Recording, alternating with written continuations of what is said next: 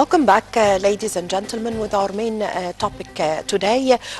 Egypt and especially the city of Sharm el-Sheikh is gearing up to host the World Youth Forum, which is about to start from the 10th of January until the 13th of January.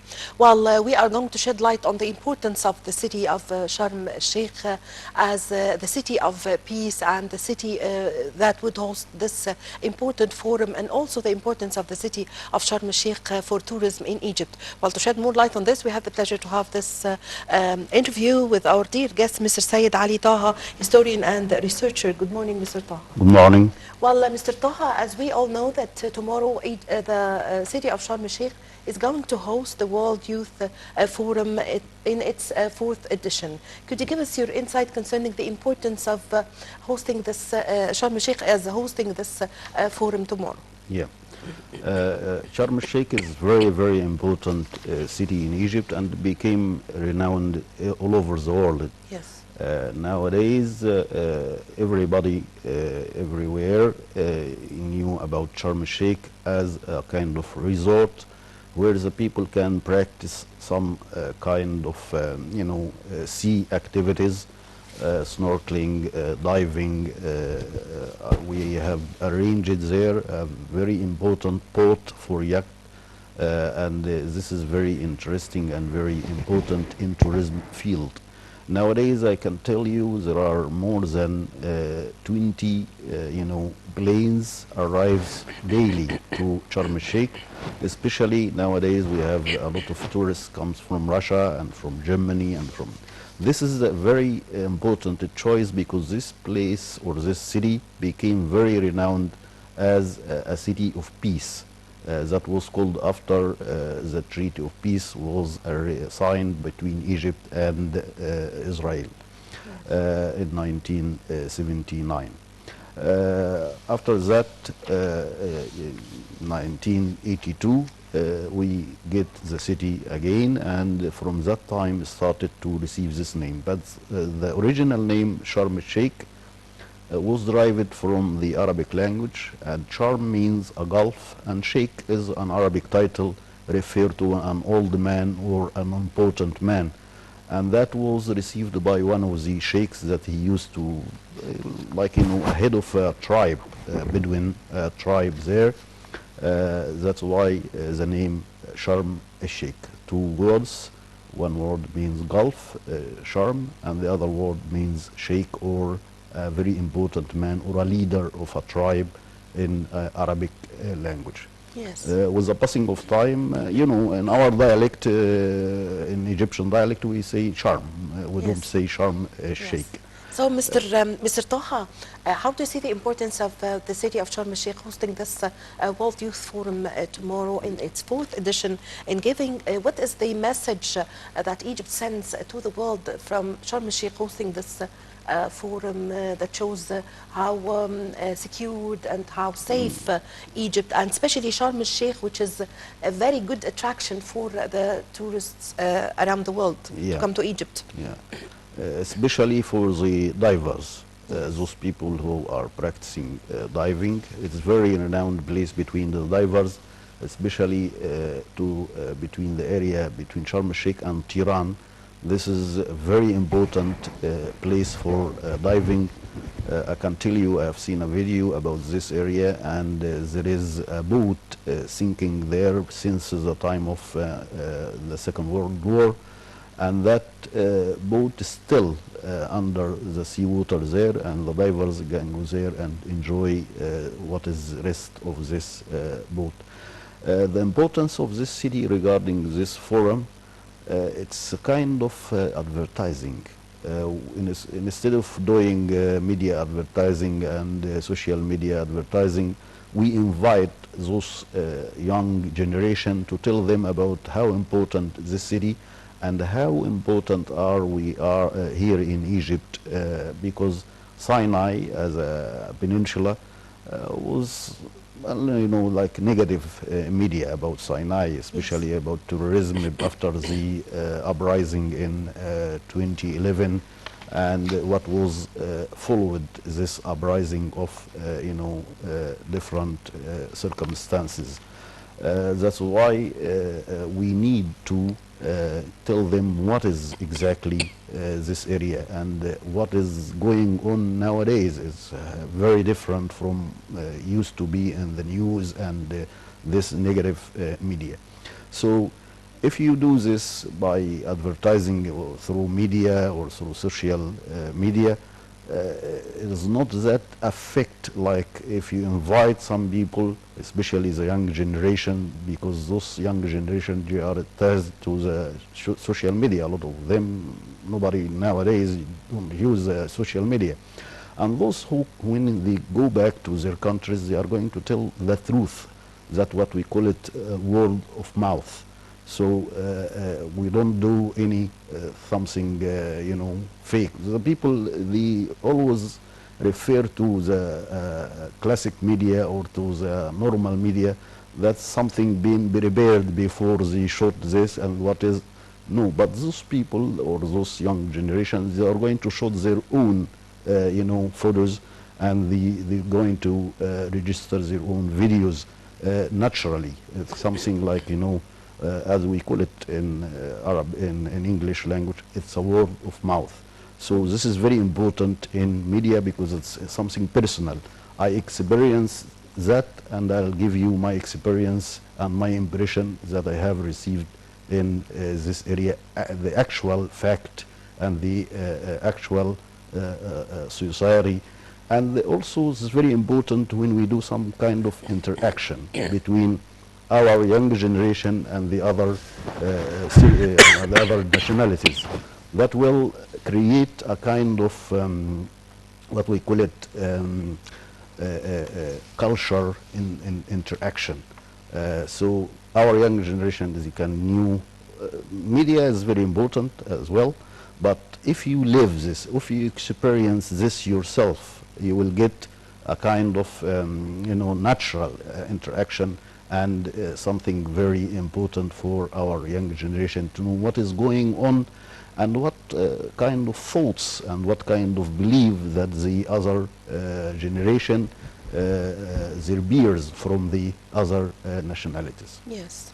Yes. So, Dr. Taha, concerning the location of Sinai in general, and especially Sharm el-Sheikh, a city that lies in South Sinai, the atmosphere and the climate there. Yeah. Actually, it's all over the year. It is very, very nice weather. Yes. It's getting a bit hot during the summertime, especially in August and September, but that's not that, I mean, a kind of hot that you can stand. Yes, because it's a coastal city, of course. It's a coastal city, exactly. People are on the beaches. Yeah, even the water itself, it's warmer during winter time. In winter time, you can enjoy some bath. It's very interesting there. In summertime as well. That's why when they arranged this museum in Sharm el-Sheikh, they arranged it to be open in evening time. So it's not like, the classic museums here or whatever museums that we have in Egypt. That museum opens at 10 o'clock in the morning up to 1 o'clock. So at 10 o'clock, the people, they have already finished their activities on the sea, if they are swimming or they are doing some diving or snorkeling. And then they can get some kind of culture information through the museum. Yes. And then they open it again at 5 o'clock in the evening up to 11. That's another activity, Yes. so you can visit the museum by night time as you... Not like the time of visiting other museums in the rest of the governorates in Egypt, of course. Yes. Actually, they do this in Sharm el-Sheikh and in Luxor City as well, but Luxor City, they open it at the museum, the local museum, they open it at 5 up to 9. Yes. Yeah. You would like to shed light on the importance also of the Museum of Sharm el-Sheikh. Of course. What does it encompasses? The idea about the pieces there. Yeah, the idea was started a long time ago, about 20 years ago. The idea was started to establish a museum there. And then the work started in 2006, and then it was stopped due to the circumstances of the 2011 uprising. and then was resumed again in 2018, and later on was opened in 2020. That's very important museum because not everybody of the tourists that they go to Sharm el-Sheikh, they have the chance to travel to Cairo or to Luxor because of the high expenses that they have to pay for the planes, and that's why or the government arranged this museum to give them a kind of a bit idea, like a very quick idea about the ancient Egyptian civilization. Especially, this museum hosts, 10 pieces or 10 artifacts of that treasury of King Tutankhamun. Of course, this will not be remaining there.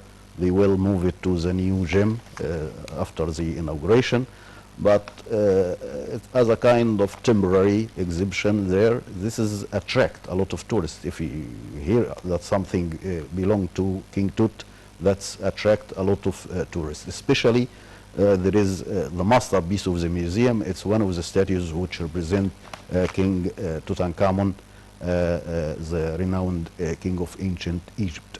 There is another artifacts talking about the goddess Hathor, the famous goddess of ancient Egyptian time, that they call her Aphrodite of ancient Egypt. She used to be represented in a lady with 2 ears and 2 horns of a cow. Sometimes they represented a full cow because they resemble the cow as the goddess of motherhood, and motherhood was related with love and music, and became, a very renowned goddess in ancient Egyptian time. Also, there are some artifacts talking about the renowned kings of the ancient Egyptian time, and we have another piece of mosaic came from Alexandria. If you remember, we've been talking in this program about the discoveries that was held in Saqqara in 2019, and they discovered the mummies of cats and scarabs, and all this being moved to that museum. And if you go there, you will see these mummies displayed in the museum. Also, in the museum, in the garden of the museum, there are some, restaurants and some other places that you can enjoy your time there, coffee shops and restaurants and some souvenirs shops. So it's a full, visit. It's not only seeing the culture and the artifacts and the art or the antiquities. Also, you can enjoy your time there if you can have a lunch or, there in this area, or you can have a quick snack in the area. Yeah. It's a nice place for the children as well. I mean, it's prepared for families. The museum was prepared for the people of the special needs, so easily you can walk and you can get through. And there are some, labels written in Braille language for the people of the special needs as well. So the museum, it's a good example of a new museum, gives you an idea exactly what is supposed to be a museum. And that was prepared also in the new museum that was opened in last year, the Civilization Museum. It's arranged as well in this form. And the gem will be like this, the Grand Egyptian Museum, which will display the whole artifacts of King Tutankhamun. It's very important city, Sharm el-Sheikh, not only enjoying the sea and the sea activities and the museum. You can do some kind of safari as well. Yes, it's very interesting place. When we always offer to the tourists a kind, we call it the Bedouin dinner. So you can ride a camel, and then this camel will take you to the center of the desert, where there are some tents arranged of the local people there, and the people, they can enjoy a very nice barbecue in the area, and they can have tea made above a natural carbon fire, and it's very, very interesting, because you feel like you living a primitive life, like those people who used to live a long time ago. You are abandoned from the new civilization, and you feel the natural life as sitting on a tent and having your dinner or your food prepared by natural carbon, and you having your drink did naturally, on not cooked on a new things that we use nowadays. It's very interesting. Also, you can do some scuba diving as well. Or if you don't practice diving, you can have a glass boat. There are some boats prepared with a crystal, and you stand in this boat looking to the corals and the colored fishes that they gather around the boat, because they throw them some food, so they come and they gather around. It's not necessary all of this, because if you just stand like that and looking to the water in some certain places, you can see the colored corals and the colored fishes easily. So you don't need to do practicing snorkeling or diving to enjoy all this. It's very, very interesting place. And also from Sharm el-Sheikh, you can travel to St. Catherine. St. Catherine is a very religious place related with that martyr, St. Catherine, and there is a monastery there. And what is important there, you can do, climbing the Moses Mountain. It's a very interesting trip, walking about 4 hours to get to the top of the mountain. And we always start this trip at midnight. I mean, 1 o'clock in the night or at 2 o'clock. So to get to the sunrise time. It's very interesting there. I've been there several times, and I don't recommend it in January or in February, because it's some kind of snowing there. It's very cold. This but weather, it would be interesting for some tourists as well. I mean, for the local, it's very, yes, because we don't get used to that weather. But for the Egyptians, of course, we are not used for the foreigners, they get used to this. Yes. And always you do not feel that cold, because you are walking all the time. And 4 hours walking through a zigzag way, taking you to steps arranged in granite, and then it takes you to the top of the mountain, where you can have some nice shots for the sunrise. Some people, they do this trip for religious matters, and some people, they do it for fun and as a kind of adventure. And then when you get back you finish this trip roughly time at 8:30 in the morning, then you visit that famous monastery. And it's very, very interesting place, where you can see the birch tree in the monastery, and also you can see Moses well. And inside the monastery there is a mosque built inside the mosque. That gives you what tolerance of between the people at that time, because this mosque was built in the Fatimid time. Let's say about 1100 years ED.